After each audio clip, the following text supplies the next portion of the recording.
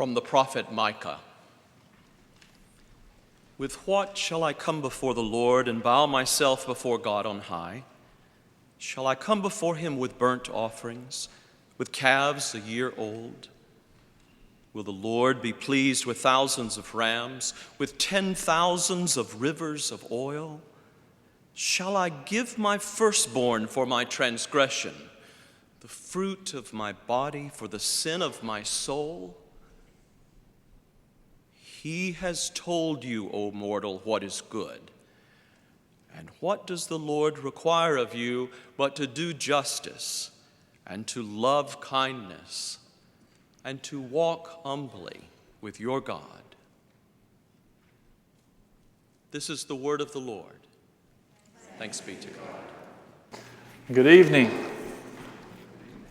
It is good to be with you tonight. I have always appreciated the work and commitment of this congregation from afar for many years.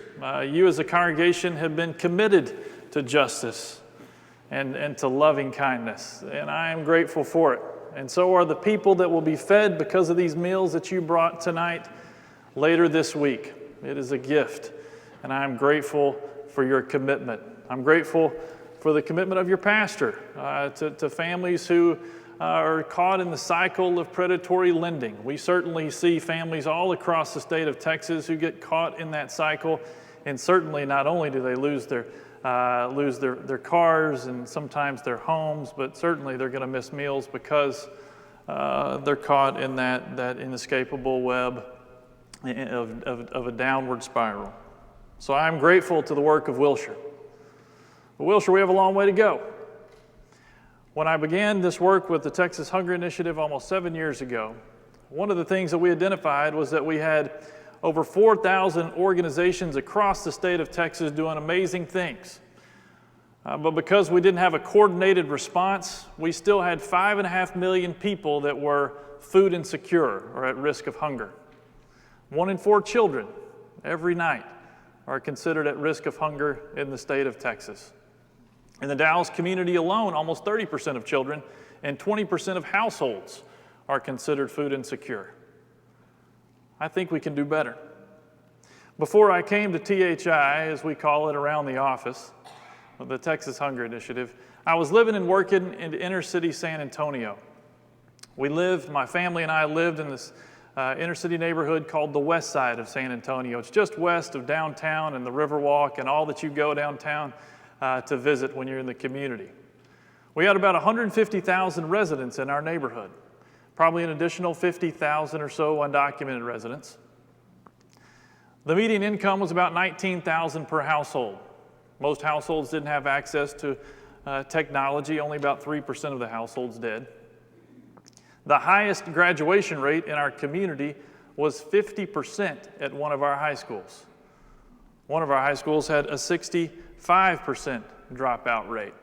So we knew not only was our community in poverty today, but they were likely going to be in poverty in the future. Well, we lived next door to several dynamic families. One of them was led by a strong woman in the community named Liz. Liz had 8 children. 4 of them were in elementary school. And her elementary school kids, when they were out of school on the weekends or oftentimes during the summer, they would come down to play with our 2 little boys at that time. And they would do all kinds of activities. Oftentimes when they would be in our front yard, my wife would bring out a bowl of fruit and they would just gobble up the fruit. And they loved to play in the hose, and it was only after we'd been there for almost a year that we realized that their water had been turned off, and oftentimes they didn't have any food in the house, and so that's why they were gobbling up that fresh fruit. It just wasn't very available to them. Liz's husband worked a full-time job. He was one of the lucky ones in our community that was able to get full-time hours. He also picked up a part-time job on the weekend. But like most households in that community, there were 3 generations living in each household. So Liz was the primary caregiver to her 2 wheelchair-bound parents. So each morning she would get her parents situated for the day, and then she would steal off away to the elementary school and to the middle school and to the high school to do extra volunteer opportunities with the children in the community, because she knew the ticket out of poverty for her kids and for the other kids in the community was to graduate from high school and hopefully go to college. Well, Liz, like most of us, got an ear infection. But members in that community oftentimes didn't have access to health care. And so Liz's ear infection got really bad. And so she caught the bus one weekday morning.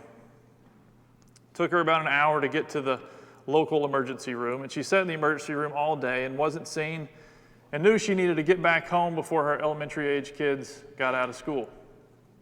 When she got back home later that afternoon, her eardrum ruptured. The infection went into her brain. She fell into a coma and never woke up. The next evening, her sons were going door to door to raise money for a funeral, which was an unfortunate but common practice in the neighborhood. And their father came down, and he sat on my front porch, and he wept, and he said, "I don't know what I'm going to do. I don't know what I'm going to do." The reality of hunger is simply it's merely an aspect of the issue of poverty. Right now, in the state of Texas, we have more minimum wage paying jobs than any other state in the country. And more people don't have access to health care in the state of Texas than any other state in the country. But as I travel from community to community, what I know about Texans is that we do care about our neighbor. Oftentimes, our efforts just aren't enough. Or maybe we're trying hard to do the wrong things. But if we come together collectively, this is something we can take care of. When I began to shift into the work of the Texas Hunger Initiative, I met who is now my coworker, a man named Doug McDurrow. Doug had been a community social worker for almost 20 years and was running one of the largest agencies in our community before coming to work with us. But he told me about his first experience as a school social worker. He said that he was mentoring a young man, a high school young man, and he said as he mentored him, his grades began to improve, and the kid was showing up to school on a daily basis, and Doug was really proud of the work and the investment that he was making in this young man. But towards the end of the school year, his grades began to drop off. His attendance began to become sporadic. And so Doug came to him and he asked me, he said, what in the world is going on? You've been doing so well in school. Why all of a sudden are you failing courses that you were previously doing really well in? And the student told him, he said, well, you know I'm on the free and reduced lunch program. And I realized that if I can just fail a couple of courses, that I can go to summer school. And if I go to summer school, I'm guaranteed to have at least one meal a day while school's in session. He was literally trading his education, his future, for food. Well, we can do better. Let's commit to each other to loving justice and being committed to kindness and mercy. What I can also tell you is we can celebrate the fact that all across the state of Texas, that Texans are coming together. Coming together to begin to organize their efforts around the issue of addressing hunger and poverty. One community I like to brag on is one of the first communities that we got started in, the little West Texas town of San Angelo, Texas. Mary and Carol are two women in Southland Baptist Church there, and they called me in 2009 after we'd already identified our 6 pilot communities. And they said, can we be one? And I said, no, I'm sorry, we've already identified our pilot communities. Maybe call me next year. But they would not get off the phone. I don't know if you've had to deal with persistent Baptist women, George, but as I'm looking at Carolyn right over your shoulder, Carolyn's largely the reason that we exist, so we know what this is like. So these women wouldn't get off the phone, so I didn't know what to do. So finally I came up with just kind of an ad hoc community assessment. An assessment we now use in a number of communities, and it typically takes communities 6 to 9 months to complete. And they called me back in 3 weeks, and they said, we're done.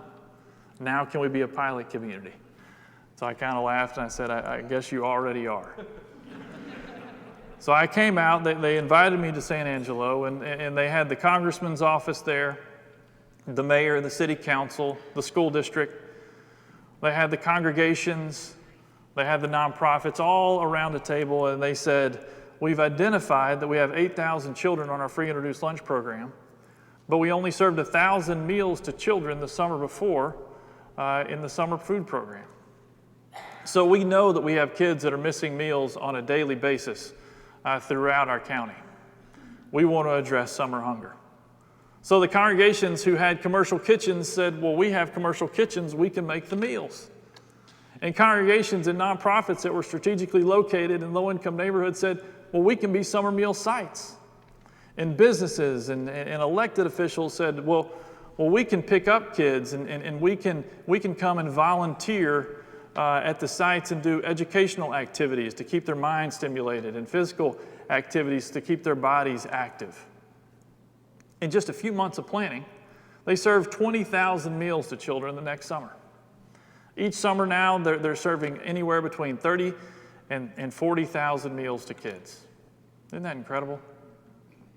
Simply by organizing the system. They didn't add new resources to the table. They just took what they had and they used it for the good of people living in poverty throughout their community. Well, we've seen that idea take root all over the state. In fact, Dallas County now is one of our top performing counties in terms of access to summer meals. For the last several summers, Wilshire has adopted a summer meal site, and we hope that you'll continue to do that with our Dallas office here. We've also seen that kids can have access to meals at school, so we've changed the location of where kids get breakfast, and now we serve it in the classroom. Just by changing the location of where kids get breakfast, we've served 60 million more breakfasts to children around the state of Texas. By changing how we do summer meals, we've seen an increase of almost 7 million new meals to kids over the past several summers. We know that if we work together, we can do more. Recently, I was told by our director here, Mark Jacobson, he said that they've recruited 160 new schools in Dallas to serve a meal to kids after school. So now over 90,000 children in Dallas ISD are getting 3 meals a day, 5 days a week. I've had the privilege over the past 18 months to serve on the National Commission on Hunger. It's a congressionally appointed commission. There are 10 of us. It's a bipartisan commission. And so really we go to Washington every couple of months and box each other over what we think are the best ideas to address hunger domestically. But we've been on trips together all around the country. And one of the things that we saw recently on the Texas-Mexico border was this young man named Jesus. And Jesus had figured out that if he could hire his kids from his community, his high school kids during the summer, employ them through the summer food program, and he would put them in pairs with a big cooler on one bus because they didn't have very many buses in Anthony, Texas. And he talked to the other school districts and he said, we'll take meals to your kids too. So every day, Anthony and the high school kids or Jesus and the high school kids from Anthony would drive around the American desert, the American Southwest desert, and they would serve 4,000 meals to kids on a daily basis. 4,000. Jesus is barely 30 years old. He's learning how to run a business simply by making sure that kids have access to food. But on our commission trip, one of the things that we wanted to do is we wanted to identify what are the most vulnerable populations across the United States. And something that came up time and time again was our senior adult population. Our senior adults, as you know, are living oftentimes in isolated homes, and people, their family members may not live nearby. And so they're frequently missing meals. We had the unfortunate experience as my grandparents aged, and they had Alzheimer's, and so oftentimes they were forgetting to eat. And when they would eat, they would oftentimes go through the Sonic drive-thru and get something that wasn't particularly healthy for them. Well, when we were sitting there just outside of El Paso in a community center, with 10 seniors. These seniors had gotten to know each other because they were all going through a citizenship class together. So here they were, 75, 80 years old, many of them, but the thing they wanted to do is they wanted to be an American citizen before they died. But they also had the reality of very harsh food insecurity in common. And so we sat around with these 10 members of the community. The men had talked about their jobs as laborers and how that's why they came to the United States, and the women talked about their jobs in the service industry. And it came time for me to begin to ask some pointed questions. And there was a very handsome couple. I called one of the men, he was the Tom Selleck of the El Paso community, a very chiseled chin and perfectly combed mustache, and his hat was on perfectly, and he walked with a cane, and he just kind of sat there majestically with his hands on his cane, and his wife was just this beautiful woman. And I asked them, I said,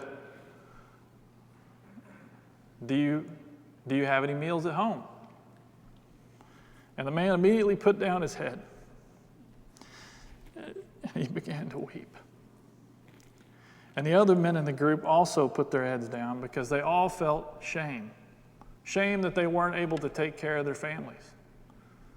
This man had been injured on a job, a severe back injury, and so he was only able to put together a few $100s a month for he and his wife. So his wife looked at me and she answered, she said, "A good day, we're able to have some beans and rice and maybe a tortilla." And I said, "On a bad day?" She just shook her head and said nothing at all. Shortly after she said that, another man looked at me in the eyes, a member of the community, looked at me in the eyes and he said, "Remember me when you come into your kingdom."